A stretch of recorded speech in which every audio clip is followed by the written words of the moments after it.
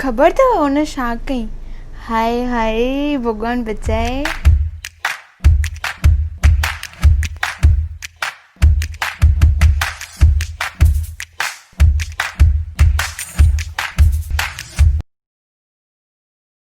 हाय हाय अल्लाह, खबर अथव हुन छा कई? इनखे चइबो आहे गिला करणु। गिला माना कंहिंजे पर पुठि उनजे बारे में बुरो ॻाल्हाइणु। गिला त असां सभु कंदा आहियूं, कॾहिं ॼाण में कॾहिं अनॼाण में। नमस्ते मुंहिंजा प्यारा दोस्तो, कीअं आहियो तव्हां सभु? आशा आहे त तव्हां सभु ठीकु हूंदा, जिते बि हूंदा ख़ुशि हूंदा। अॼु जो विषय आहे गिला जो नतीजो। अदबी आताण में तव्हांजो स्वागत आहे। अचो त हाणे असां इहा आखाणी ॿुधूं। हिकु गुरूअ वटि ॿ चेला हुआ ऐं ॿई चेला हिक ॿिए खे ॾिठो न सहंदा हुआ ऐं हमेशह हिक ॿिए जी गिला कंदा हुआ। गुरू खेनि ॾाढो सम्झाईंदो हो त ईअं न करियो, पर हू असुल की न मुड़ंदा हुआ।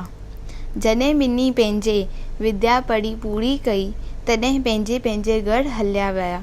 हाणे हू पाण खे वॾा विद्वान पंडित सॾाइण लॻा, पर तॾहिं बि पंहिंजी आदत की न छॾियऊं। हिकु ॾींहुं ॿिए कंहिं राजा जे दरबार में विया। राजा ॿिन्ही जो आदर सत्कार कयो, पोइ खेनि हिकु महल में रहिया। राजा ॿिन्ही जे ॻाल्हियुनि ॿोलियुनि मां मालूम करे वरितो हो त ॿिन्ही जे हिक ॿिए सां कीन पवंदी आहे। हिन हिकु पंडित खे अकेलो घुरायो ऐं पुछो, हिन ॿिए पंडित खे कुझु ॼाण बि अथसि? चंदन हणी ऐं मालाऊं पाए पाण खे पंडित थो सॾाए। ॿुधाए भई सच छा आहे? पंडित चयो, महाराज अवां पूरी ॻाल्हि कई आहे, हिन खे त का विद्या कान्हे, पूरो गॾियो आहे। राजा पोइ खेसि ॿाहिरि मोकिले ॿिए पंडित खे घुरायो ऐं इन खां बि साॻी ॻाल्हि पुछियईं। हिन चयो, महाराज हू सफ़ा ढॻो आहे, शास्त्रनि मां छा ॼाणे? राजा साहिबु पंडित बणजणु ॾुखियो आहे। राजा खेसि पोइ ॿाहिरि मोकिले ॾिनो।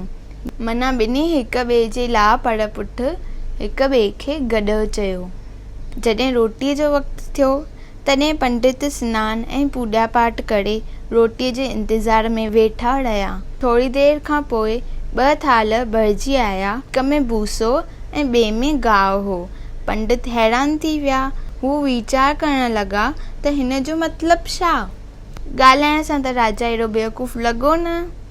कुझु वीचार बैदि हिकु चयो, तव्हां मुंहिंजे बारे में कुझु पुछो छा? ॿिए ॼणे चईं, मूं तो लाइ चयो त हू खेसि ढॻो आहे।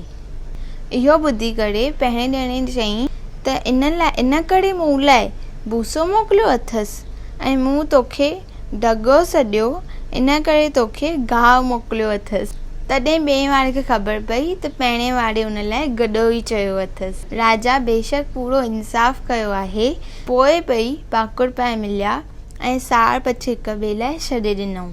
वादो कयूं कि हिक ॿिए जे लाइ पर पुठि कॾहिं बि गिला न कंदा। राजा पासे वारे कमरे में लिको वेठो हो। उहे ॻाल्हियूं ॿुधी हू ॿाहिरि निकिरी आयो, पंडितनि खां माफ़ी घुरी। हाणे हू सचा पंडित बणिजी पिया।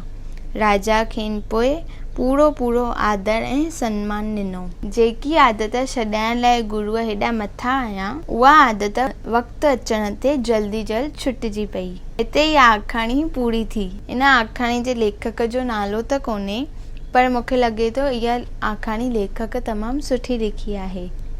अगरि तव्हांखे वणी त लाइक कंदा, सब्सक्राइब कंदा, नोटिफिकेशन बैल ज़रूरु वॼाईंदा ऐं गिलाऊं घटि कंदा। हाणे मिलूं था ॿिए वीडियो में। कमेंट्स में तव्हांजो ज़रूरु इंतज़ारु रहंदो।